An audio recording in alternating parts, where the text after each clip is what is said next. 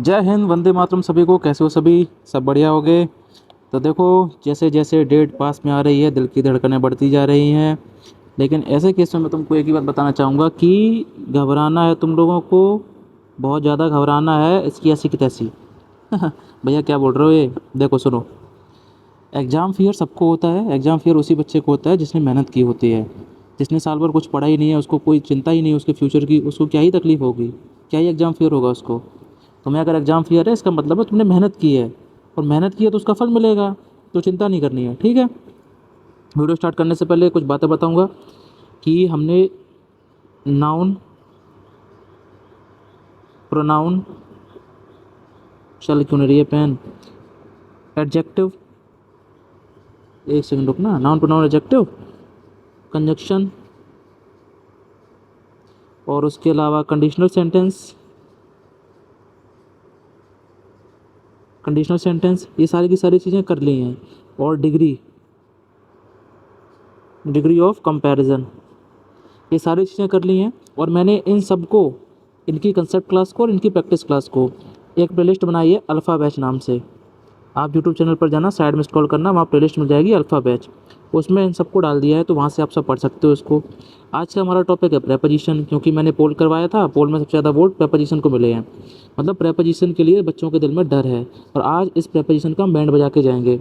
अगर पूरी क्लास आपने स्टार्टिंग से लेकर एंड तक देख ली विद पेशेंस, बिलीव मी, आपसे प्रेपोजिशन का क्वेश्चन गलत नहीं होगा। एक नंबर आपका आज पक्का है। और हाँ, इनके अलावा मैंने क्वेश्चन टैग भी करवा दिया है तुमको, ठीक है, तो वहाँ से भी एक नंबर पक्का आएगा। अब इसके अलावा क्या क्या और करवाऊँगा मैं, देखो इंपॉर्टेंट चीज़ें सारी करवा दूँगा, कोशिश तो करूँगा सारा कोर्स ही ख़त्म करवा दूँ। अभी बचा है वॉइस, वॉइस करवाऊँगा मैं। नरेशन की बात करूँ तो नरेशन भी करवाऊँगा, ठीक है। और उसके बाद फिर सिंटैक्स करवाऊँगा तुमको, सब्जेक्ट वर्ब एग्रीमेंट, ठीक है। और सिंटैक्स हो गया तुम्हारा। और उसके बाद क्या बच गया तुम्हारा? आर्टिकल्स बच गया, आर्टिकल्स कराऊँगा मैं। एंड इसके अलावा तुम्हारा एक और बच जाता है एडवर्ब, एडवर्ब, वर्ब और टेंस। और एक छोटा सा टॉपिक और है इन्वर्जन। वैसे इन्वर्जन के बारे में बताया मैंने, क्वेश्चंस के थ्रू बताया है, टॉपिक से नहीं बताया है। तो ये सारी की सारी चीज़ें मैं करवाऊँगा। बट ये सारी चीज़ें यार मैं करवा रहा हूँ, एफर्ट डाल रहा हूँ इतने, तुम्हारा भी कुछ फ़र्ज़ बनता है। तुम्हारा फ़र्ज़ ये बनता है कि वीडियो को तुमको लाइक करना है। वीडियो स्टार्ट करने से पहले ही लाइक कर दो, ठीक है। और एक प्यारा सा कमेंट करके जाना है सबको। वो कमेंट जय हिंद हो सकता है, जिससे मुझे एनर्जी मिलती है, आप हिंद की जय कर रहे हैं, ठीक है। वो कमेंट ये वाला हो सकता है, इसको तो आप लोग जानते ही हो कि दिल फेंक के मारते हो। या वो कमेंट अल्फ़ा बैच भी हो सकता है, तो मुझे पता लग जाएगा कि कौन सा बच्चा मुझसे स्टार्टिंग से जुड़ा हुआ है। और अगर ये तीनों के तीनों ही कमेंट कर दिए तब तो वही बल्ले बल्ले है, ठीक है। वीडियो के डिस्क्रिप्शन में लिंक मिल जाएगा टेलीग्राम का, वहाँ पर आपको ज्वाइन कर लेना जाके। द सोल्जर्स गाइड नाम से मेरा टेलीग्राम है। वहाँ पर ये जो पीडीएफ आप देख पा रहे हो ना, भी मेरे हैंड रिटन नोट्स हैं, इसका कंप्लीट पीडीएफ मैंने डाल दिया है। वहाँ पर कई सारी बुक्स का पीडीएफ है, कई सारे नोट्स, कई सारे मॉक टेस्ट का पीडीएफ है। मॉक टेस्ट से याद आया कि अभी जो हमारा मिशन कॉम्बैट जो मॉक टेस्ट रनिंग में था, जिससे हमने 6 मॉक किए हैं, जिसके 6 मॉक कंप्लीट कर लिए हैं हमने, बेहतरीन लेवल के मॉक है, एकदम एग्जाम ओरिएंटेड मॉक है। उसका 7वां मॉक बहुत जल्द आएगा, और टोटल हम 15 मॉक करेंगे। उसके बाद मैं फिजिक्स के मॉक कराऊंगा, ठीक है। अभी मैं फिजिक्स के खुद क्वेश्चन बना रहा हूँ, क्योंकि मैंने काफ़ी सारी किताबें देखी फिजिक्स की, मुझे किताब में सारी की सारी आउटडेटेड लगी। बहुत पुरानी किताबें हो गई हैं जो ट्रेंडिंग बुक्स थी। मैं ढूंढ ढूंढ के क्वेश्चन, अच्छे अच्छे क्वेश्चन जो आते हैं एग्जाम में रियल में, उन क्वेश्चन का एक पीडीएफ बना रहा हूँ चैप्टर वाइज। उनको मैं अपने टेलीग्राम पर भी दूंगा, ठीक है। और उससे पहले मैं उनको सॉल्व भी करवाऊंगा। तो फिजिक्स का कहानी तब स्टार्ट होगी जब 15 मॉक कंप्लीट कर लेंगे। और ये 15 मॉक कब कंप्लीट होंगे? जब मैं तुम्हारा ये अल्फ़ा बैच कंप्लीट करवा दूंगा। तो टाइम तो बहुत कम है हमारे पास, बट तुम लोगों का सपोर्ट रहा अगर तो सब कुछ हो जाएगा, ठीक है। चलो वीडियो को स्टार्ट करते हैं, थोड़ा स्पीड में चलेंगे। हमारा चैप्टर है प्रेपोजिशन। प्रेपोजिशन का मतलब क्या होता है? रिलेटिंग वर्ड, एक ऐसा वर्ड जो रिलेट करता है। A word which relates the position of a word with another word. अब देखो यहाँ 3 बार वर्ड आ गया, वर्ड, वर्ड, वर्ड। तो ये क्या है? एक ऐसा वर्ड, ये जो वर्ड है ना वो प्रेपोजिशन है। तो प्रेपोजिशन क्या होती है?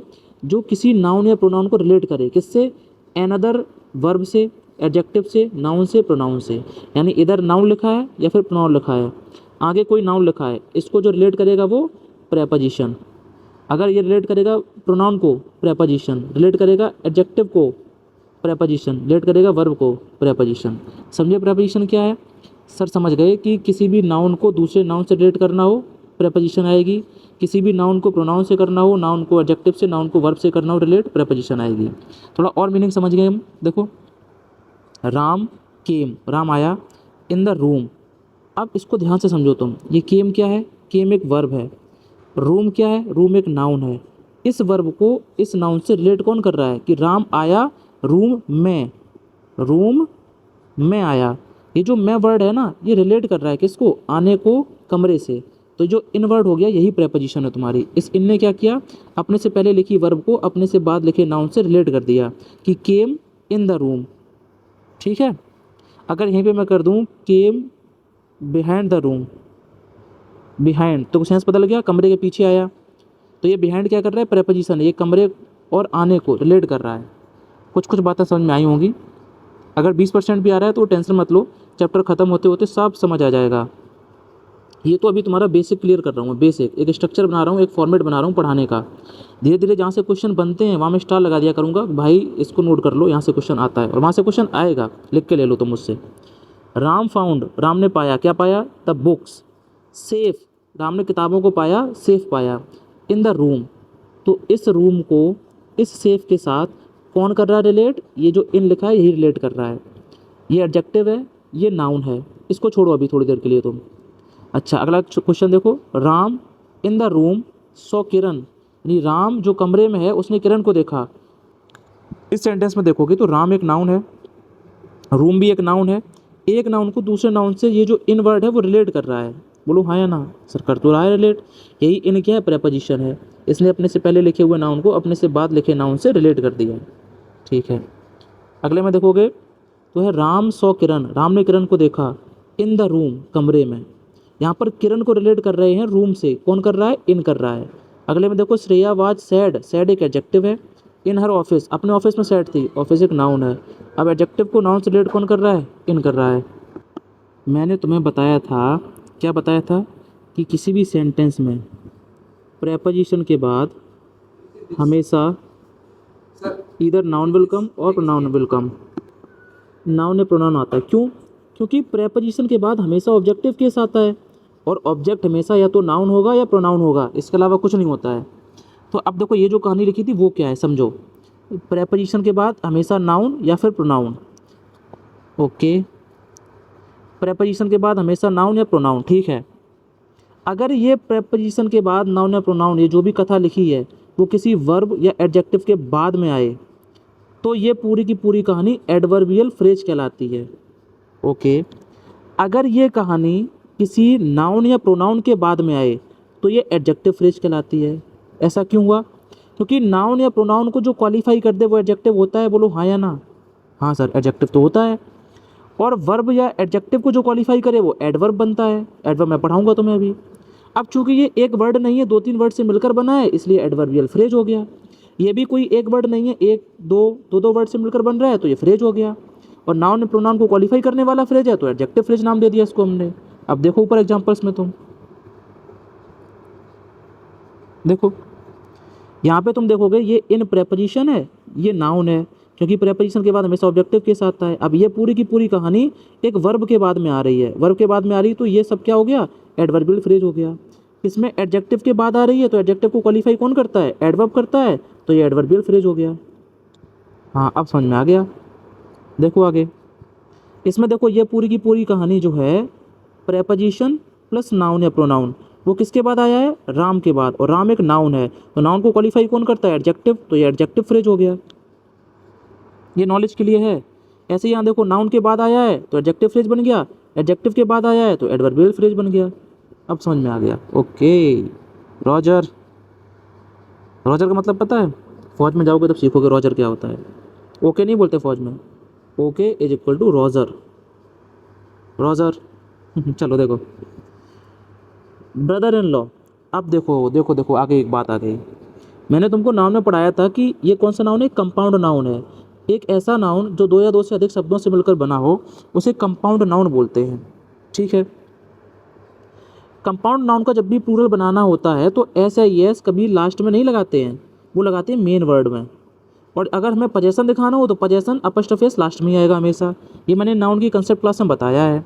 अब मेन मुद्दा ये है कि हमेशा हम मेन वर्ड में ही क्यों ऐसे यस लगाते हैं।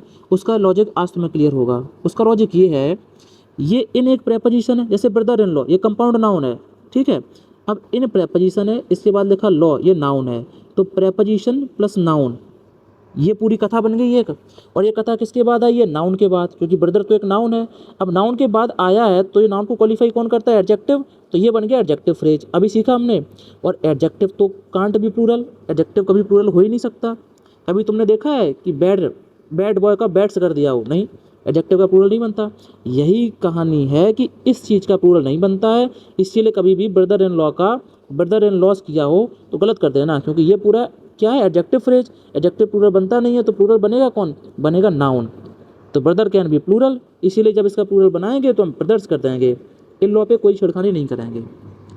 हाँ सर, अब मज़ा आया पढ़ने में। अब तो मज़ा आएगा ना, लाइक कर दोगे तो मुझे मज़ा आएगा।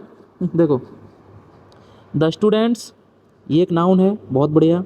Of this class is very sincere. अब मैंने तुम्हें क्या बताया था? किसी भी सेंटेंस का सब्जेक्ट या तो नाउन होगा या प्रोनाउन होगा, ठीक है। जब भी तुम्हें इस टाइप का क्वेश्चन मिले, ये बहुत इंपॉर्टेंट टाइप है, सब्जेक्ट वर्ब एग्रीमेंट का बाप है ये। इसमें यहाँ पर जो वर्ब लगी है वो वर्ब किसके अकॉर्डिंग आई होगी? वर्ब आती है सब्जेक्ट के अकॉर्डिंग, सब्जेक्ट मिलता है पीछे, क्योंकि वर्ब से पहले सब्जेक्टिव केस, वर्ब के बाद ऑब्जेक्टिव केस। तो सब्जेक्ट ढूंढने के लिए हम पीछे जाएंगे, तो पीछे तो लिखा है ऑफ, ऑफ मतलब प्रेपोजिशन, और प्रेपोजिशन के बाद जो भी लिखा वो तो ऑब्जेक्टिव केस बन गया।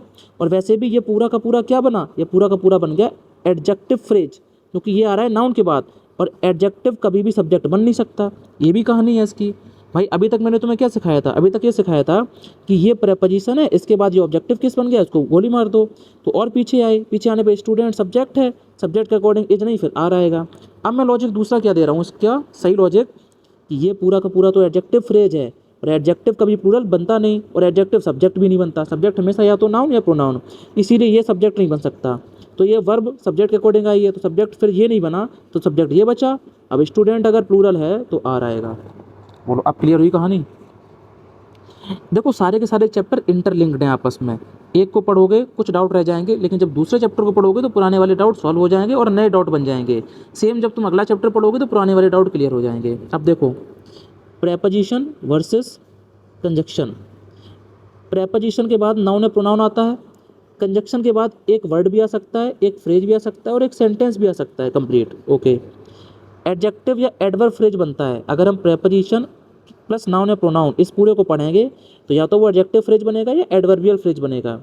ये क्वालिफाइंग नेचर होता है इसका। इसका खुद का मीनिंग कभी कभी नहीं भी निकलता है, खुद का इंडिपेंडेंट मीनिंग नहीं होता है इसका। जैसे मैं कह दूँ सिर्फ इन, तो वैसे तुम बोलोगे इसका मीनिंग मैं है, बट ये कोई सेंस क्रिएट नहीं कर रहा। इसके आगे पीछे तुम्हें कुछ ना कुछ लिखना पड़ेगा, तभी इस पूरे का सेंस क्रिएट होगा। ठीक है, ये क्वालिफाइंग नेचर है, क्वालिफाई करता है। जबकि कंजक्शन जोड़ता है या कनेक्ट करता है। देखो, Rakhi with Karan is are going. अब सुनो, ये preposition plus noun adjective phrase बना, क्योंकि राखी क्या है? राखी एक नाउन है, नाउन को क्वालिफाई कर रहा है विद करण, कि राखी जो है वो करण के साथ में, राखी विद करण एक नाउन को दूसरे नाउन से जोड़ रहा है। जोड़ रहा है नहीं, जोड़ना तो नहीं बोलेंगे हम, इसको बोलेंगे क्या? रिलेट कर रहा है, ये करण के साथ में। ओके, तो यहाँ पर इज आएगा कि आर, तो एक्चुअली ये तो सब हट ही गया, इसको तो सब्जेक्ट बना नहीं सकते हम, राखी को सब्जेक्ट बनाएंगे, तो राखी नाउन है, सिंगुलर है, इसलिए इज आएगा यहाँ पर। जबकि अगले सेंटेंस में देखोगे तो राखी एंड करण, अब ये एंड प्रेपोजिशन नहीं है, ये कंजक्शन बन गया, ये जोड़ रहा है दोनों को। क्या कर रहा है? ये जोड़ रहा है, जोड़ रहा है। तो राखी और करण दो लोग हो गए, दो लोगों के लिए आर आएगा, फिर इज नहीं आएगा। बहुत बेसिक बात है। अब धीरे धीरे हम प्रेपोजिशन की गहराइयों में चलेंगे, तो दिमाग कहीं और मत रखना। ऐसा मत करना कि present body absent mind, no. यहाँ देख रहे हो बोर्ड पे, तो यहीं देखते रहो, कान खुले एकदम, मेरी बातों को सुनते रहो। Okay, dynamic verb. अब थोड़ा सा कंसेप्ट यहाँ से चलाएंगे चेंज करके हम। डायनेमिक वर्ब को हम एक्शन वर्ब भी बोलते हैं, ऐसी वर्ब जिसमें काम हुआ हो। ये दो टाइप की होती है, नंबर एक ट्रांजिटिव वर्ब, नंबर दो है इनट्रांजिटिव वर्ब। बहुत बढ़िया। ट्रांजिटिव वर्ब की हिंदी होती है सकर्मक क्रिया, मतलब कर्म के साथ में, और इनट्रांजिटिव का मतलब होता है अकर्मक, यानी कर्म के साथ में ना हो। इंग्लिश में समझो, जिसके एक ऐसी वर्ब जिसके बाद ऑब्जेक्ट लिखना पड़े तुम्हें, वो ट्रांजिटिव वर्ब है, और जिसके बाद ऑब्जेक्ट की ज़रूरत नहीं होती है वो इनट्रांजिटिव वर्ब है। ठीक है, इतनी बात समझ में आ गई? बहुत बढ़िया। अब ऑब्जेक्ट तो हमेशा या तो नाउन होगा या फिर प्रोनाउन होगा, और नाउन या प्रोनाउन को हम व्हाट या हुम से पहचानते हैं। कोई भी क्वेश्चन है उसमें आंसर करो व्हाट का क्वेश्चन करोगे तो जो आंसर मिलेगा वो नाउन या प्रोनाउन होगा। तुम अगर क्वेश्चन करोगे हुम से तो जो आंसर मिलेगा वो नाउन या प्रोनाउन होगा। ठीक है, ये सारी बातें बताई मैंने नाउन और प्रोनाउन में, अब तुमने पढ़ी नहीं है, तुम्हारी गलती है। अगर एडवर्ब का पता लगाना हो, एडवर्ब देखो, एडवर्ब को रिप्लेस कौन करता है? एक सेकंड रुकना, पेन सही कर लूँ मैं। देखो, इंट्रांसिटिव वर्ब में ऑब्जेक्ट तो लिखा मिलता नहीं है, तो कभी कभी एडवर्ब लिखी मिलती है, और एडवर्ब भी ना हो तो उसको रिप्लेस कौन करेगा? प्रेपोजिशन प्लस नाउन या प्रोनाउन, क्योंकि ये पूरा का पूरा एडवर्बियल फ्रेज बनता है। अभी सिखाया था, एडवर्बियल फ्रेज बनता है, तो ये रिप्लेस कर सकता है एडवर्ब को। बात गहरी है, समझो थोड़ा। ये पूरा का पूरा एडवर्बियल फ्रेज बनता है। सर एडजेक्टिव फ्रेज भी बनता है, बिल्कुल बनता है, बट ये एडवर्बियल फ्रेज भी बनता है। तो उस हिसाब से ये जो एडवर्बियल फ्रेज बनेगा वो किसी ना किसी एडवर्ब को रिप्लेस कर सकता है, इसके अंदर ये क्षमता है। एडवर्ब की पहचान कैसे करते हैं? व्हेन, वेयर या हाउ, इन तीनों से जो आंसर मिले वो एडवर्ब होती है। बाकी एग्जाम्पल से और क्लियर हो जाएगी चीज़ें। देखो, श्रेया सोल्ड, श्रेया ने बेच दिया हर कार, अपनी कार। तो सोल्ड एक वर्ब है, इस वर्ब के बाद ये लिखा ऑब्जेक्ट, ये देखो नाउन लिखा है ना। अच्छा, यहाँ से व्हाट का आंसर मिलेगा तुम्हें, पूछो व्हाट, क्या बेचा? श्रेया सोल्ड व्हाट, श्रेया ने क्या बेचा? तो आंसर मिला कार बेची। तो व्हाट का आंसर मिल रहा है, मतलब ये ऑब्जेक्ट है इसका। ठीक है, तो ट्रांसिटिव वर्ब है सोल्ड। सोल्ड क्या है? ट्रांसिटिव वर्ब, क्योंकि इसके बाद ऑब्जेक्ट लगाना पड़ेगा। अगर तुम सिर्फ इतना लिखोगे, श्रेया सोल्ड, श्रेया सोल्ड, श्रेया ने बेच दिया, तो क्या बेच दिया? क्लियर नहीं हो रहा है ना। यानी इसके मीनिंग को कंप्लीट करने के लिए, इस सोल्ड के मीनिंग को कंप्लीट करने के लिए तुम्हें ये बात लिखनी ही पड़ेगी। मतलब ऑब्जेक्ट इस सेंस में कंपलसरी आ रहा है, तो मतलब ये क्या है? ट्रांसिटिव वर्ब है। ट्रांसिटिव वर्ब के साथ में कोई प्रेपोजिशन नहीं लगाते हम, जरूरत नहीं है, क्योंकि हमें मिल गया इसका ऑब्जेक्ट। ठीक है, श्रेया रैन, अगर तुम सिर्फ इतना पढ़ोगे श्रेया भाग गई, तो सेंटेंस में ऑब्जेक्ट लिखो और चाहे ना लिखो कोई दिक्कत नहीं है, क्योंकि श्रेया भाग गई, यहाँ मीनिंग कंप्लीट हो रहा है। मतलब इसमें ऑब्जेक्ट की जरूरत नहीं है, इसलिए ये इंट्रांसिटिव वर्ब हो गई। रैन क्या हो गई? Intransitive verb. बोलो, बात समझ में आ रही है? अब इंट्रांसिटिव वर्ब में अगर आगे जानबूझकर कोई नाउन या प्रोनाउन दिया है, तो हम इतनी बात तो समझ में आ गई हमें कि इस वर्ब के लिए इस नाउन या प्रोनाउन का कोई भी लेना देना नहीं है, क्योंकि इसको तो ऑब्जेक्ट चाहिए ही नहीं। अब ये नाउन प्रोनाउन लिखा है अगर, तो इसको ठीक करने के लिए हम क्या करेंगे? इसको प्रेपोजिशन के साथ में जोड़ेंगे और क्या बना देंगे? एडवर्बियल फ्रेज बना देंगे। हाँ सर, ये कर सकते हैं इसमें हम। तो आफ्टर लगा दो, टू लगा दो, टुवर्ड लगा दो। Shreya ran after her car, Shreya ran to her car, Shreya ran towards her car. तीनों का मतलब अलग अलग है। रैन टू हर कार का मतलब क्या है? एक कार खड़ी है, उसकी तरफ भागी है श्रेया। रैन आफ्टर का मतलब भी सेम ही है। ठीक है, एक सेकेंड, ये सब तुम सीखोगे अभी, आगे मैं पढ़ाऊंगा ना तब सीखोगे तुम। अभी अलग अलग करके सीखेंगे, आफ्टर क्या है, टू क्या है, टुवर्ड क्या है, बिहाइंड क्या है, बीनीथ क्या है, सब कुछ। फिलहाल हमने क्या सीखा इस कंसेप्ट में? हमने सीखा ट्रांसिटिव वर्ब के बाद में ऑब्जेक्ट लिखना कंपलसरी होता है। जब ऑब्जेक्ट आ गया तो बीच में प्रेपोजिशन लगाने की कोई ज़रूरत नहीं है, कोई प्रेपोजिशन नहीं आएगी। बट इंट्रांसिटिव वर्ब ऐसी वर्ब जहाँ उसका मीनिंग क्लियर हो गया, हमें ऑब्जेक्ट लिखने की ज़रूरत नहीं थी, बट फिर भी अगर कुछ लिखा है तो हम इन दोनों के बीच में प्रेपोजिशन लगाएंगे कोई ना कोई, और लगा के उसको एडवर्बियल फ्रेज में क्रिएट कर देंगे, क्योंकि वर्ब को क्वालिफाई कौन करता है? एडवर्ब करती है, इसलिए इसको एडवर्बियल फ्रेज बोल रहे हैं हम, एडजेक्टिव फ्रेज नहीं बोल रहे हैं। ओके, देखो अब आगे। अब तुमको ये पहचानना कि कौन सी ट्रांसिटिव वर्ब है, कौन सी इंट्रांसिटिव वर्ब है। तो राखी सेंग, राखी ने गाया, तुम सिर्फ इतना ही अगर पढ़ोगे तो क्लियर होगा क्या? इसका मीनिंग क्लियर नहीं हो रहा है। राखी ने क्या गाया, तो तुमको बोलना पड़ेगा राखी सेंग अ सॉन्ग। व्हाट का आंसर मिल रहा है ना, राखी सेंग व्हाट, तो आंसर मिला अ सॉन्ग। तो ट्रांसिटिव वर्ब के बाद लिखा हुआ ये ऑब्जेक्ट है, ये ट्रांसिटिव वर्ब है। सीमा हेल्प, अगर तुम सिर्फ इतना बोलोगे सीमा हेल्प, सीमा ने हेल्प की, तो किसकी हेल्प की? सीमा हेल्प्ड हुम, होम का आंसर मिला है तुम्हें अ मैन, एक आदमी की हेल्प की। तो होम का आंसर दे रहा है, तो ये नाउन है प्रोनाउन है, मतलब ट्रांसिटिव वर्ब का ही ऑब्जेक्ट है। ओके, अगला देखो, रितु स्लेप्ट, अब रितु सो गई, सिर्फ इतना बोलोगे तब भी सेंस क्लियर है। रितु सो गई, बात खत्म, अब हमें और कुछ नहीं चाहिए। लेकिन ज़बरदस्ती, ये देखना, ये नहीं लिखा, ये पहले से नहीं लिखा था, बाद में लिखा है मैंने। सेंटेंस ये था, रितु स्लेप्ट रूम। तो रितु स्लेप्ट अगर तुम सिर्फ इतना बोलोगे तो मीनिंग क्लियर है, मतलब इसको ऑब्जेक्ट की जरूरत है ही नहीं, तो ये इंट्रांसिटिव वर्ब हो गई। बट फिर भी यहाँ रूम लिखा है, तो रूम किसका आंसर दे रहा है? व्हाट का, होम का या वेयर का, हाउ का, व्हेन का, किसका दे रहा है? तो सोचो, रितु स्लेप्ट व्हाट, रितु क्या सोई? नहीं, व्हाट का तो आंसर नहीं दे रहा है। रितु स्लेप्ट होम, रितु किसे सोई? इसका भी आंसर नहीं है। रितु स्लेप्ट वेयर, रितु कहाँ सोई? तब आप कहोगे सर रूम में सोई, मतलब ये वेयर का आंसर दे रहा है। वेयर का आंसर दे रहा है मतलब ये एडवर्ब है, बोलो हाँ या ना? हाँ सही, तो एडवर्ब है। लेकिन इंट्रांसिटिव वर्ब के बाद तो हमें ऑब्जेक्ट चाहिए नहीं, तो इसको हमें एडवर्बियल फ्रेज में क्रिएट करना पड़ेगा, तो बीच में प्रेपोजिशन लगानी पड़ेगी, इन द रूम। ठीक है, तुमसे ये क्वेश्चन नहीं आएगा कि प्रेपोजिशन लगा के ठीक करो, तुमको सिर्फ बेसिक अंडरस्टैंडिंग होनी चाहिए ताकि तुम एरर पकड़ सको, तो उसके लिए तुम्हें ये सब कुछ पढ़ना पड़ेगा और मज़ा आएगा पढ़ने में। ठीक है, देखो आगे ये बात लिखी, इसको देखो, intransitive verb plus preposition plus objective case. इसके बाद ये तो लिख रहे हैं अभी तक हम, देखो इंट्रांसिटिव वर्ब थी, इंट्रांसिटिव कहाँ गई ऊपर, ये देखो यही तो लिखा था, इंट्रांसिटिव वर्ब थी ना, तो प्रेपोजिशन उसके बाद ये ऑब्जेक्टिव केस, इसको मिला के लिखा था। इसे सेंटेंस में कहीं भी लिख लो, फर्क नहीं पड़ता है। वाह भाई वाह, क्या बात बोल दी। अगर तुम इस बात को उठा के आगे लिखो, आगे पढ़ो, इन द रूम रितु स्लेप्ट, रू मतलब इन द रूम रितु स्लेप्ट, यानी कमरे में रितु सो गई, कोई फर्क नहीं पड़ा। ओके, आगे के एग्जांपल देखो, ही किल्ड अ रैट। अब सिर्फ इतना अगर तुम पढ़ोगे कि ही किल्ड, उसने मारा, तो किसे मारा? वही मीनिंग क्लियर नहीं हो रहा है ना, तुम्हें मीनिंग क्लियर करने के लिए ये बात बोलनी ही पड़ेगी, अ रैट। तो ही किल्ड वॉट, तो वॉट का आंसर दे रहा है, तो ये नाउन है प्रोनाउन है, यानी नाउन प्रोनाउन है तो ऑब्जेक्ट बन गया, तो इस ट्रांसिटिव वर्ड का ये ऑब्जेक्ट बन गया है। तो किल्ड क्या है? एक ट्रांसिटिव वर्ब है, इसको ऑब्जेक्ट चाहिए ही चाहिए। केशव वेंट, केशव गया, अगर तुम सिर्फ इतना बोलोगे तो भी मीनिंग क्लियर है, केशव गया, बात खत्म। लेकिन इसके बाद लिखा है स्कूल ऑन मंडे, मंडे को स्कूल गया। ठीक है, तो हमें पता है ये वेंट जो है उसका ऑब्जेक्ट तो नहीं हो सकता है स्कूल। सर ऑब्जेक्ट क्यों नहीं हो सकता है? ऑब्जेक्ट इसलिए नहीं हो सकता है क्योंकि वेंट तो एक इंट्रांसिटिव वर्ब है, क्योंकि इसका मीनिंग यहीं तक क्लियर हो रहा है। तो अगर ये ऑब्जेक्ट नहीं है तो इसके बीच में तुम्हें प्रेपोजिशन लगानी पड़ेगी, प्रेपोजिशन लगा के इसको एडवर्बियल फ्रेज बनाना पड़ेगा।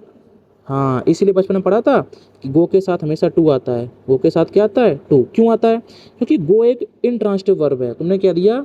अगर यू गो तो मीनिंग क्लियर है, तुम जाओ, बात खत्म। इसके लिए तुम्हें ऑब्जेक्ट लिखने की नीड नहीं है। ठीक है, अब अगर जरूर तुमने अगर बोल दिया यू गो मार्केट, मैंने ऐसा बोल दिया यू गो मार्केट, तो तुम्हें पता है कि सर यू गो तो इंट्रांसिटिव वर्ब है, इसको तो ऑब्जेक्ट की जरूरत है ही नहीं, फिर आपने जानबूझ के ऑब्जेक्ट क्यों लिखा? ये तो गलत है। तो फिर इसको कन्वर्ट करना पड़ेगा हमें एडवर्बियल फ्रेज में। कैसे करेंगे? टू लगा करके। तो टू लगाया, you go to market, preposition जैसी लगाई तो प्रेपोजिशन प्लस मार्केट, नाउन क्या बन गया? एडवर्बियल फ्रेज बन गया। इस वर्ब को क्वालिफाई कर दिया इसने, इसीलिए गो के साथ टू लगाते थे। वही कहानी यहाँ पर है, वेंट के साथ टू लगाया है, टू स्कूल ऑन मंडे। ठीक है, ये भी एडवर्बियल फ्रेज है, वेंट का आंसर दे रहा है, कब गया? मंडे को गया। ये भी एडवर्बियल फ्रेज है, वेयर गया, कहाँ गया? स्कूल में गया। ओके, अगला देखो, ही किल्ड। अगर तुम सिर्फ इतना बोलोगे ही किल्ड, उसने मारा, बात खत्म। बोलो है ना? हाँ सर, बात तो खत्म हो गई। ही किल्ड यस्टरडे, उसने कल मारा, वहन का आंसर दे रहा है यस्टरडे, ये एडवर्ब है, एडवर्ब ऑफ टाइम है। ठीक है, ट्रांसिटिव वर्ब है किल्ड एक, अगर किल्ड सिर्फ बोल दिया तो जरूरी नहीं, तुम्हारा मीनिंग क्लियर है। ट्रांसिटिव वर्ब, इसको ऑब्जेक्ट की जरूरत नहीं है। बट किल्ड एक ऐसी वर्ब है जो अपने साथ रिफ्लेक्सिव प्रोनाउन लेती है। क्या लेती है? Reflexive pronoun. मैंने तुमको पढ़ाया भी है प्रोनाउन में। तो सब्जेक्ट का रिफ्लेक्शन डालेंगे तो ही का रिफ्लेक्शन क्या बनेगा? हिमसेल्फ। तो he killed himself yesterday. Okay, आगे देखो, ही डाइड, वह मर गया। अब मर गया तो बात खत्म हो गई, फिर तो उसको ऑब्जेक्ट की जरूरत है नहीं। फिर जानबूझ के इस वर्ब के लिए नाउन प्रोनाउन क्यों दिया है? ऑब्जेक्ट क्यों दिया है? कि ऑब्जेक्ट नहीं है, इसके पहले हम प्रेपोजिशन लगाएंगे, he died for a rat. ठीक है, तो ये क्या बन जाएगा? एडवर्बियल फ्रेज बन जाएगा। राखी एम्ड, राखी ने एम लिया, बस यहाँ तक मीनिंग क्लियर है, मतलब ये इंट्रांसिटिव वर्ब है। बट फिर भी लिखा है बर्ड, वेयर कहाँ लिया? बर्ड पर लिया। Rakhi aimed at the verb, preposition लगा के हमने एडवर्बियल फ्रेज बना दिया। संजय इंट्रोड्यूस्ड टू मोनिका, देखो अब तुम, इंट्रोड्यूस्ड एक ट्रांसिटिव वर्ब है, इसको ऑब्जेक्ट चाहिए चाहिए। संजय ने इंट्रोड्यूस किया, तो किसे किया? मोनिका को किया, तो ये होम का आंसर दे रहा है। होम का आंसर अगर दे रहा है तो ये नाउन है, नाउन है मतलब ऑब्जेक्ट हो गया, तो ट्रांसिटिव वर्ब का ये तो ऑब्जेक्ट डायरेक्ट, जब ऑब्जेक्ट मिल ही रहा है तो हम टू क्यों लगाएंगे, फिर हटाओ इसको। कमल केम, कमल आया, यहाँ तक अगर बोलोगे तो बात खत्म है, इंट्रांसिटिव वर्ब है। अब फिर भी लिखा है माई हाउस और यहाँ लिखा है 2022, तो हमें पता है इंट्रांसिटिव वर्ब के बाद ऑब्जेक्ट नहीं चाहिए हमें, बट फिर भी ऑब्जेक्ट दिया है तो उसको ठीक कैसे करेंगे, बीच में प्रेपोजिशन लगा के, यहाँ पर भी बीच में प्रेपोजिशन लगा के। सेम चीज़ अगले में है, आई सॉ मैंने देखा, व्हाट क्या देखा, अ बैग एक बैग देखा, तो सॉ का ऑब्जेक्ट मिल गया तुम्हें, व्हाट से, तो कोई प्रेपोजिशन नहीं आएगी। अच्छा, ऑन टेबल, अब यहाँ पर ऑन क्यों आया, क्योंकि नाउन को नाउन से रिलेट कर रहे हो, नाउन को नाउन से रिलेट कौन करता है, प्रेपोजिशन करती है, तो एक प्रेपोजिशन लगा दी हमने। अगेन नाउन को नाउन से रिलेट कर रहे हो तो फिर बीच में क्या आएगी, एक प्रेपोजिशन आएगी, तो फिर से प्रेपोजिशन लगा दी हमने। अब यहाँ ऑन क्यों आया, यहाँ इन क्यों आया, ये इन यहाँ भी आ सकता था, ये ऑन यहाँ भी आ सकता था, इसको हम आगे चल के देखेंगे अभी एक दो पेज बाद, ठीक है। ये क्या महाभारत लिखी है, इसको भी पढ़ लो एक बार। इंट्रांसिटिव वर्ब को ऑब्जेक्ट की ज़रूरत नहीं होती, बट ज़बरदस्ती किसी सेंटेंस में इंट्रांसिटिव वर्ब के बाद नाउन दिया हो तो उस नाउन से पहले प्रेपोजिशन लगाएंगे। ये लो सारे के सारे क्वेश्चंस का सार निकाल के दे दिया, एक कंक्लूजन दे दिया तुमको मैंने, इसलिए तो बोल रहा हूँ मेरे नोट्स का प्रिंट आउट निकलवा लो और पढ़ते रहो। रामबाड़ है तुम्हारे एयरफोर्स नेवी तो हंस के निकलेगा इससे, ये बैंकिंग लेवल के नोट्स हैं, बौकाल नहीं मार रहा हूँ, रियल डी में है। जो बच्चा है थोड़ा पढ़ाई लिखाई वाला वो समझ रहा होगा इन चीज़ों को। क्लियर हो गया रूल, आ गया हो।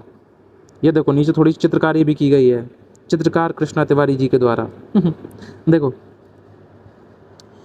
प्रेपोजिशन रिलेटिंग वर्ड है, सबको पता है। अब एक होता है जनरल प्रेपोजिशन, एक होता है फिक्स्ड प्रेपोजिशन और एक होता है फ्रेजल वर्ब। तो पहले फ्रेजल वर्ब समझो।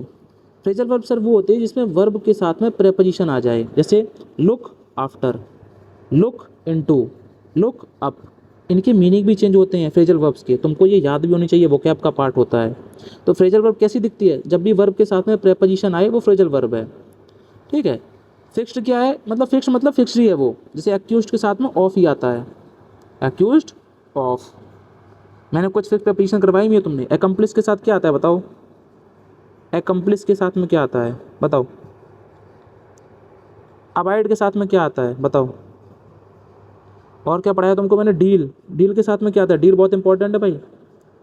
डाइड, डाइड के साथ में क्या आता है।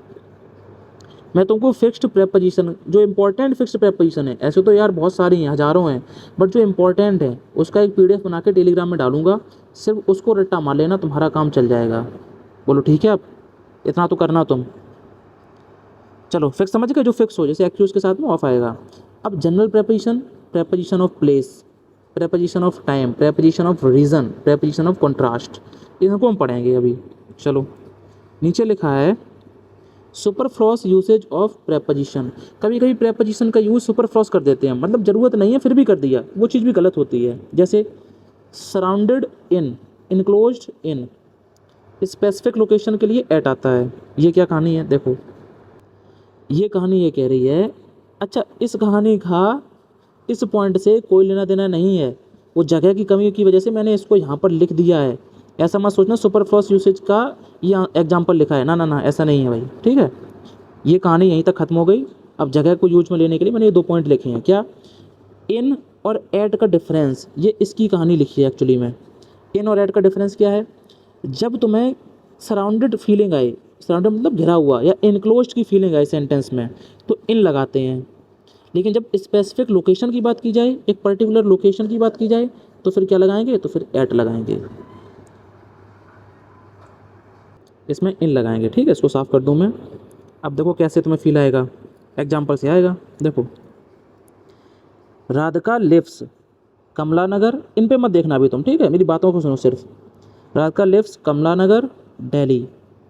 अब कब एट आएगा, कब इन आएगा, देखो अगर तुम देखोगे तो दिल्ली बहुत बड़ा है, उसमें कमला नगर एक छोटी सी जगह है, तो कमला नगर को देखा जाए तो दिल्ली ने घेर लिया चारों तरफ से, यानी कमला नगर सराउंडेड है, इनक्लोज्ड है, घिरी हुई फीलिंग आ रही है, मतलब दिल्ली से पहले क्या आएगा, इन आएगा।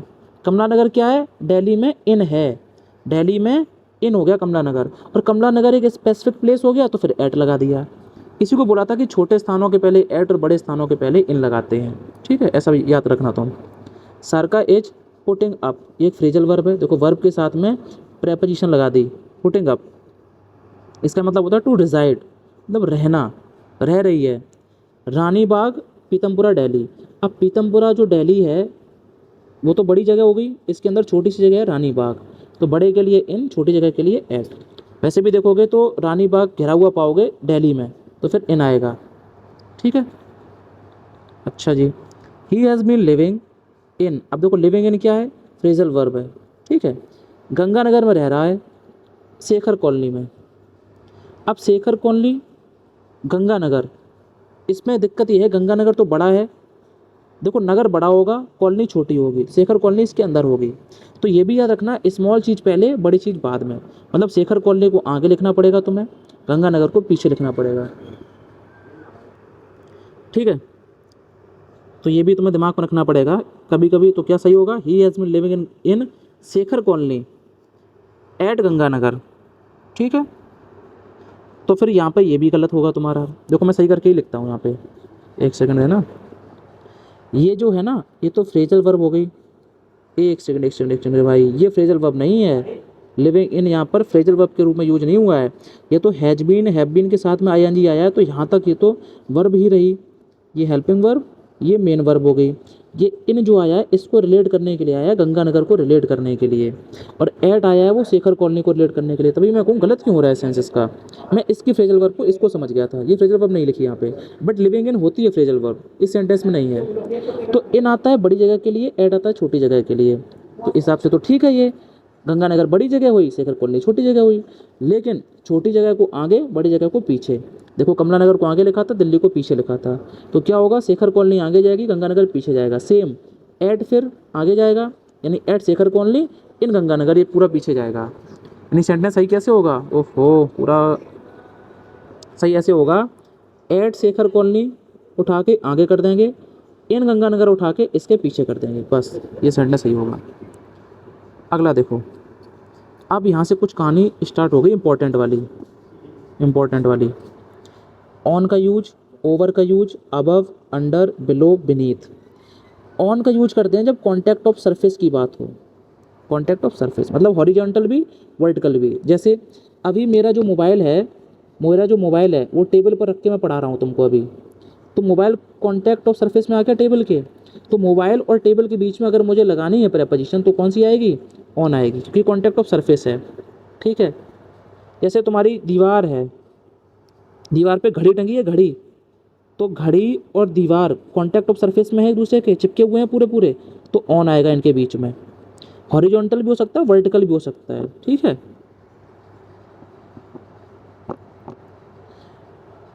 ओवर का यूज कब करते हैं, जब कवरिंग सेंस हो और वर्टिकल हो और कवरिंग सेंस हो। जैसे एग्जांपल से समझेंगे अभी, अबव का यूज कब, एट हायर पोजीशन या लेवल, नॉट एग्जैक्टली ओवर, ये एकदम ऊपर की बात नहीं होती। सपोज करो तुम यहाँ हो और तुम्हारे ऊपर पंखा चल रहा है, ये पंखा चल रहा है, ठीक है, तुम्हारे जस्ट ऊपर है तो ये ओवर है, और अगर दाएं बाएं थोड़ा सा पंखा है तो ये तुम्हारे अबव है। ठीक है, अंतर समझ में आया। जैसे अगर फैन और टेबल की बात की जाए तो ये जो टेबल है, इस टेबल के जस्ट ऊपर फैन है और ये फैन इसको कवर कर रहा है, कवरिंग सेंस भी है और एग्जैक्टली ऊपर है इसके, तो फिर ओवर आएगा। ठीक है, क्या आएगा इसमें, ओवर आएगा। बट अगर मैं बात करूं, इधर एक सांप है छोटा सा स्नेक, और ये फैन है, तो सांप के ऊपर भी फैन है बट एग्जैक्टली ऊपर तो नहीं है, और जब एग्जैक्टली ऊपर नहीं होता है तो फिर अबव आता है, तो वैसे ही फैन और स्नेक के बीच में क्या आएगा, अबव आएगा। अंतर समझ में आया ओवर और अबव के। ओवर मतलब एकदम ऊपर हो और कवर कर रहा हो पूरी चीज़ को, ऐसे आसमान और हमारे बीच में ओवर आएगा, वो कवर भी कर रहा है एग्जैक्टली ऊपर भी है। और स्नेक और इसमें देखो एग्जैक्टली ऊपर नहीं है तो अबव आएगा। ठीक है, अंडर की बात करूँ, अंडर मतलब क्या होता है, वर्टिकल सेंस में ही आएगा, कवरिंग सेंस में ही आएगा, लेकिन नीचे। बिलो अपोजिट ऑफ अबव, यानी अबव का जस्ट अपोजिट है बिलो, मतलब जस्ट नीचे नहीं होगा एकदम वो। पहले अंडर का एग्जांपल देख लो तुम, अगर मैं रैट और टेबल का एग्जांपल लूँ, ये जो टेबल है इसके जस्ट नीचे रैट है, और रैट को ये टेबल कवर भी कर रही है, कवरिंग सेंस भी है, वर्टिकल डाउन भी है एकदम, वर्टिकल मतलब सीधा सीधा, एकदम सीधा, एकदम सीधा, तो फिर क्या आएगा, अंडर आएगा। क्या आएगा, अंडर आएगा। ओके। अगर मैं तुमसे पूछता कि क्या पूछता रैट और फैन के बीच में बताओ, चल क्यों नहीं रही पेन यार, रैट और फैन के बीच में। तो रैट और टेबल का देखते तो एकदम वर्टिकल डाउन था, बट पंखी के एकदम नीचे तो नहीं है रैट, देखो नीचे है और कवरिंग सेंस भी है, चूहे को कवर कर रहा है फैन, बट एकदम नीचे नहीं है, साइड में है। तो उस केस में क्या आएगा, बिलो आएगा। क्या आएगा, बिलो आएगा। ओके। बीनीथ क्या होता है, नैरो गैप, बहुत ज़्यादा नैरो गैप हो, जैसे ये तुम्हारा बेड पड़ा है और बेड के नीचे तुम जूते चप्पल रख देते हो ना अपने, देखो ये जूते चप्पल हैं, ये जूते चप्पल, तो ये बीनीथ हैं क्योंकि बहुत कम गैप है। तो my shoe are beneath the bed, under the bed नहीं बोलेंगे, बिलो द बेड नहीं बोलेंगे, बीनीथ द बेड बोलेंगे, बहुत कम जगह है।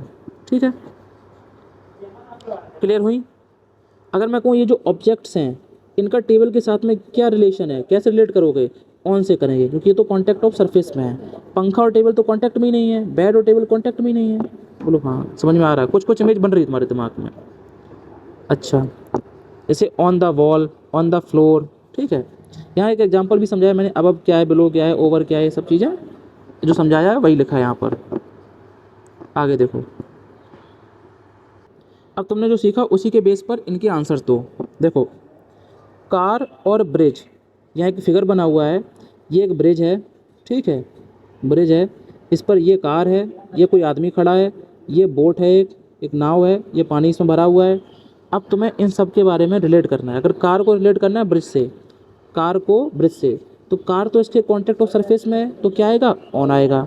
मैन को ब्रिज से रिलेट करना है, अगर ये जो मैन है वो इस ब्रिज के भी तो कॉन्टेक्ट ऑफ सरफेस में है, इससे कॉन्टेक्ट में, तो ऑन आ गया। ब्रिज और बोट की बात करूँ तो बोट से वर्टिकली अपवर्ड है, जस्ट ऊपर है ब्रिज और कवर भी कर रहा है, तो क्या आएगा, ओवर आएगा। ठीक है, और कार और बोट की बात करूँ तो कार जस्ट ऊपर नहीं है बोट के, थोड़ा सा साइड में है बोट के, बट कवर कर रही है, तो अबव आएगा। अगर ब्रिज और रिवर की बात करूँ तो ये जो ब्रिज है वो इस नदी को पूरा का पूरा कवर कर रहा है, इसके वर्टिकली ऊपर है, तो क्या आएगा, अबव आएगा, सॉरी ओवर आएगा। क्या आएगा, ओवर आएगा। और सेम रिवर और ब्रिज की बात करूँ तो रिवर नीचे है तो अंडर आएगा। ठीक है, सारे के सारे एग्जाम्पल हैं, इनको तुम खुद से एक बार देखना मेरे नोट्स में। इम्पोर्टेंट ये है कि अगर तुम्हें रिलेट करना हो मैन, एक सेकंड, हाँ, बोट और रिवर को, ये जो बोट है, बोट और इस रिवर को रिलेट करना है तुम्हें, तो तुम कहोगे सर यहाँ कॉन्टैक्ट ऑफ सरफेस है तो हम ऑन लगा दें। यार पानी का तो कोई सरफेस ही नहीं होता है, ये बोट जैसे ही पानी में आई, ये बोट जैसे ही पानी में आई, ये तो इसमें घुस गई, थोड़ा सा ये घुस गई ना, ऐसी होगी बोट ये, तो ये सबमर्ज हो गई ना, सराउंडेड और इनक्लोज वाली फील नहीं आ रही इसमें तुम्हें, तो क्या आएगा फिर, इन आएगा इसमें। जैसे पैर है, पैर अगर पानी में रखोगे तुम तो घुस जाएगा उसमें, सबमर्ज हो जाएगा, डूब जाएगा, सराउंडेड हो जाएगा, तो क्या आएगा, इन आएगा उस केस में। तो ये इन वाला फील है एक, ठीक है, यानी बोट और रिवर के साथ में इन आएगा। बाकी सारे तुम एक बार देख लेना, ठीक है।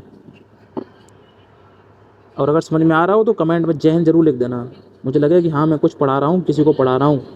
देखो, परछाई की बात करूँ, परछाई, परछाई को शैडो भी बोलते हैं और परछाई को शेड भी बोलते हैं, बट जब नॉन लिविंग चीज़ की परछाई हो तो शेड बोलेंगे, लिविंग की परछाई हो तो शैडो बोलेंगे। इंग्लिश ग्रामर में पेड़ को नॉन लिविंग माना गया है, साइंस में तो है वो लिविंग, सांस लेता है, उसकी सब पढ़ा है हमने, बट इंग्लिश ग्रामर में वो नॉन लिविंग है। ठीक है भाई, तो नॉन लिविंग की परछाई शेड कहलाती है और लिविंग की परछाई शैडो कहलाती है। अब अगर ये कोई पेड़ है, ऊपर सूरज मामा है, धूप डाल रहे हैं, तो पेड़ की भी छाया बनेगी और इस आदमी की भी छाया बनेगी, तो पेड़ की छाया को क्या बोलेंगे हम, शेड, और आदमी की छाया को क्या बोलेंगे, शैडो बोलेंगे। ठीक है, अब देखो कुछ एग्जांपल हैं। Man shade of the tree, अब पेड़ की छाया में आदमी बैठा है तो उसके बीच में फिर इन लगाएंगे, क्योंकि शेड में वो सबमर्ज हो गया, छाया ने उसको घेर लिया चारों तरफ से, तो इन लगाएंगे। और मैन अगर पेड़ के नीचे है तो अंडर है, क्योंकि पेड़ में नहीं घुसता है आदमी। तुम थोड़ा सा इस चीज़ को फील करना, इस चीज़ को फील करना, गहरी बात है। अगर इस पेड़ की बात करूँ, मैं सिर्फ पेड़ की बात कर रहा हूँ, तो ये आदमी पेड़ में घुसा नहीं है, पेड़ के नीचे सारे से बैठा है बस, तो क्या बोलेंगे, मैन अंडर ट्री, पेड़ के नीचे बैठा है। बट छाया की बात करूँ मैं अगर, तो इस पेड़ की छाया का कुछ हिस्सा इस इंसान की कुछ छाया में घुस गया, सराउंडेड हो गया, इनकी छाया एक ही बनेगी, तो उस केस में फिर एन आएगा। ठीक है, इसको फील कर लिया तो बहुत अच्छी बात है, वरना रट लो, छाया में इन आता है और पेड़ की नॉर्मल बात है तो अंडर आएगा। वैसे मुझे लगता है तो नहीं रटना पड़ेगा, तुम्हें समझ आ गया होगा। और बर्ड की बात करूँ, अ बर्ड, अगर चिड़िया पेड़ में है तो पेड़ तो देखो बहुत बड़ा है। अगर छोटी सी चिड़िया कहीं होगी, एक छोटी सी चिड़िया, लोकेशन नहीं पता है, तो उसको बोलेंगे अब इस चिड़िया को इस पेड़ ने घेर लिया चारों तरफ से, सराउंडेड हो गई है, घिर गई, तो इन लगाएंगे हम। बट वहीं बता दिया जाए ब्रांच ऑफ द ट्री कि पेड़ की कोई टहनी है, एक ये टहनी है, इस टहनी पे चिड़िया है, तो वो कॉन्टैक्ट ऑफ सरफेस बना, तब बोलेंगे हम ऑन द ट्री। मुझे नहीं लगता तुमने ये सब बातें इतनी गहराई में पहले कभी पढ़ी होंगी, तो आज पढ़ लो और कमेंट कर दो। क्या कमेंट करोगे? तेरी प्यारी प्यारी दो अखियाँ। बहुत प्यारा दिल बन गया है, जितना प्यारा दिल है नहीं मेरा। देखो चलो, ज़िंदगी एक सफ़र है सुहाना, यहाँ कल क्या हो किसने जाना, द सोल्जर्स गाइड ने जाना। आ जाओ वापस, चलो। Rahul is sitting, Naresh. हाँ, अब ये जो खेला है वो समझ में नहीं आएगा तुम्हें जब तक तुम इसके रूल्स नहीं देख लोगे। तो रूल्स नीचे लिखे हैं मेरे नोट्स में, ही तो खास बात है। पहले एग्जाम्पल, ओ एग्जाम्पल मिलेंगे, बाद में नोट्स मिलेंगे, बट यहाँ तो एग्जाम्पल ही गायब है क्योंकि ये ऊपर लिखा है, मेरी नज़रों से ओझल हो गई ये चीज़। देखो, बिसाइड और बिसाइड्स में क्या अंतर होता है? बिसाइड का मतलब होता है बाई साइड ऑफ, कि कोई बंदा है, बिल्डिंग है, इसके साइड में एक छोटी बिल्डिंग है, तो ये बिल्डिंग इसके बिसाइड है, बिसाइड। और बिसाइड्स का, बिसाइड्स का मतलब होता है फर्दर मोर, और ज़्यादा। तुमने एक रोटी मिल गई तो और ज़्यादा, एक रोटी और दो, और ज़्यादा, बिसाइड्स, इन एडिशन टू। बी जो होता है बी ई, इसका मतलब होता है बाई, ठीक है, तो इसी बी से बन गया बाई द साइड ऑफ। थोड़ा थोड़ा क्वेश्चन से समझाएंगे तो जल्दी समझ में आएंगी बातें। देखो, और राहुल इज सिटिंग, राहुल बैठा है नरेश के बगल में, तो बगल वाला सेंस जब भी आए ना तो बिसाइड लगाओ। और Rahul is a doctor, a professor. अब राहुल डॉक्टर है प्रोफेसर की साइड में नहीं, प्रोफेसर के अलावा, प्रोफेसर तो है ही but in addition to professor he is a doctor also. तो राहुल इज अ डॉक्टर, तो यहाँ बिसाइड्स लगाएंगे। सी नोज फ्रेंच, उसको इंग्लिश भी आती है और साथ साथ फ्रेंच भी आती है, तो मतलब यहाँ पर वो सीन नहीं हो रहा है कि इसके साइड में फ्रेंच आ रही, नहीं, इसके अलावा, तो के अलावा में बिसाइड्स लगाओ। रमन लिव, मतलब रमन लिव्स अ डॉक्टर। अब इसमें क्या है, इस डॉक्टर के बगल में रहता है रमन, तो फिर बिसाइड लगाओ। क्लियर हुआ? रटना नहीं है प्रेपोजिशन को, रटना है सिर्फ फिक्स वाली को, बाकी समझनी है चीज़ें। अब यहाँ कुछ भरोगे तुम, फिर knowledge, it is necessary to apply it. अब मतलब बिसाइड्स नॉलेज, नॉलेज होने के अलावा तुम्हें उसको अप्लाई करना भी आना चाहिए, तो इसके अलावा का सेंस निकल रहा है ना, तो बिसाइड्स आएगा। अब आगे आ जाओ, आगे बहुत इंपॉर्टेंट वर्ड लिखे हैं, बहुत इंपॉर्टेंट वर्ड लिखे हैं। कौन कौन से? बिटवीन और अमंग, और बहुत इंपॉर्टेंट है ये भाई साहब, बहुत ज़्यादा इंपॉर्टेंट चीज़ें हैं। बिटवीन का यूज करते हैं जब दो लोगों की बात हो, अमंग का यूज करते हैं number greater than 2 at a time, जब दो लोगों से ज़्यादा की बात हो। बिटविस्ट क्या है? बिटविस्ट वो है, बिटवीन का पेयर पहली बात तो एंड से बनता है, फॉर का पेयर टू से बनता है, इसको रट्टा मार लो अच्छे से। बिटवीन का पेयर एंड से कराऊंगा मैं इसके एरर तो मैं अगले मॉक में, और फॉर का पेयर टू से बनता है। बिटविक्स का मतलब होता है बाई टू एंड पॉइंट, दो एंड पॉइंट हैं, ठीक है, उनके बीच की कहानी बिटविक्स कहलाती है। ओके देखो example, there is a conflict, झगड़ा है, रमन एंड प्रिया, तो हम एंड को देख के ही समझ गए क्या आएगा, बिटवीन आएगा, क्योंकि बिटवीन का पेयर एंड से, और बात दो लोगों की है, एक और दो, तो बिटवीन आएगा। All the student discuss the matter them, सभी स्टूडेंट ने, ऑल यानी नंबर एक से ज़्यादा हो गया तो फिर अमंग आएगा। All the student shook hands them, अब तुम कहोगे सर लड़के तो बहुत ज़्यादा हैं, सब लड़के हाथ मिलाएंगे, यार ये देखो एट अ टाइम, एक टाइम पर, देखो बहुत बारीक इसमें अंतर है, यहाँ भी ऑल है, यहाँ भी ऑल है, बट यहाँ अमंग डाल दिया, यहाँ बिटवीन डाल दिया, क्यों? क्योंकि यहाँ पे all the student discuss the matter, एक क्लास है, उसमें जब प्लेयर, देखो क्रिकेट के प्लेयर जब डिस्कस करते हैं तो गोला बनाते हैं, गले में गले हाथ डाल के एकदम झुक के डिस्कस करते हैं पूरा मैटर, तो सारे एक साथ डिस्कस करते हैं, नहीं एक टाइम पर। ऐसा तो है नहीं कि विराट कोहली और रोहित शर्मा दोनों डिस्कस कर लिया, बाकी दोनों अलग डिस्कस किया, बाकी एक अकेला रह गया, यार ऐसे तो स्ट्रेटजी बनेगी नहीं, सबको साथ बुला के डिस्कस करते हैं। तो एट अ टाइम की बात करूँ तो दो से ज़्यादा लोग रहेंगे जब बातचीत डिस्कशन की हो, इसीलिए अमंग लगाया है। बट जब बात हाथ मिलाने की है तो हाथ तो एक बार में दो लोग ही हाथ मिला सकते हैं मेरे हिसाब से। तो एट अ टाइम देखोगे तो भले ही तुम्हारे 100 लोग हैं यहाँ पर, बट एट अ टाइम हाथ कितने मिलाएंगे? सिर्फ दो लोग, तो जब बात दो लोगों की है तो बिटवीन आएगा। देखा कितना बारीक अंतर था इस चीज़ में। देखो, देयर विल बी एग्रीमेंट, अब एग्रीमेंट है किसमें? इंडिया, नेपाल एंड पाकिस्तान में। तुम समझे कि भाई पहली बात तो हैक ये है कि एंड का पेयर बिटवीन से बनता है, तो बिटवीन भर दो इसमें, ये एक छोटा सा हैक है, फिलअप में तुम्हें काम आएगा। बट अब तुम कहोगे इंडिया नेपाल पाकिस्तान दो से ज़्यादा लोग हैं, बट अगर एक टाइम पे देखोगे तो एग्रीमेंट किससे किसके बीच में होता है, दो लोगों के बीच में होता है एक बार में। पहले इंडिया नेपाल का एग्रीमेंट होगा, फिर नेपाल पाकिस्तान का होगा, फिर इंडिया पाकिस्तान का कभी नहीं होगा, क्योंकि इनको हम कुत्ते बना के मारेंगे अभी आने वाले समय में। ठीक है, जैसे ऑपरेशन सिंदूर में किया है ना, लंका लगाई है इनकी। देखो देयर विल बी एग्रीमेंट, तो बिटवीन आएगा, क्योंकि एक बार में दो लोगों का एग्रीमेंट होता है। Mention the difference solid liquid and या और गैस। अब देखो यहाँ एंड या और भी भरवा लेगा तुमसे, तुमको पता होना चाहिए डिफरेंस। तुम जब बताते हो कॉपी में तो एक बार में दो लोगों का ही तो बताते हो कि पहले सॉलिड लिक्विड, सॉलिड में ये होता है, लिक्विड में ये होता है। ठीक है, एक बार में दो लोग बताओगे तो बिटवीन आएगा। अब बिटवीन आएगा तो यहाँ एंड आएगा। ज़्यादा जल्दी तो नहीं पढ़ा रहा हूँ मैं बहुत जल्दी बोलता हूँ। Will enjoy the matches, enjoy करेंगे मैच को, इंडिया पाकिस्तान एंड श्रीलंका। देखो एंड दिख गया, मतलब बिटवीन आएगा। हैक है भाई हैक, क्योंकि मैच हमेशा एट अ टाइम दो ही कंट्री के बीच में होगा, या तो इनके इनके बीच में, या फिर इनके इनके बीच में, या फिर इनके इनके बीच में। कभी देखा तीन देशों का मैच आ रहा है? नहीं, दो लोगों की बात है, इसलिए बिटवीन। चलो अब तुम्हें मेरे हिसाब से मज़ा आ रहा होगा पढ़ने में, या सो गए वीडियो कट करके? Select, select, choose, differentiate, distinguish, इन सब के साथ में बिटवीन आता है। ये इंपॉर्टेंट है। क्यों? जब भी कोई चीज़ सेलेक्ट करनी होगी तो या तो ये या तो ये, दो लोगों में ही आप सिलेक्शन दोगे, चूज करोगे, डिफ्रेंशिएट करोगे, डिस्टिंग्विश करोगे।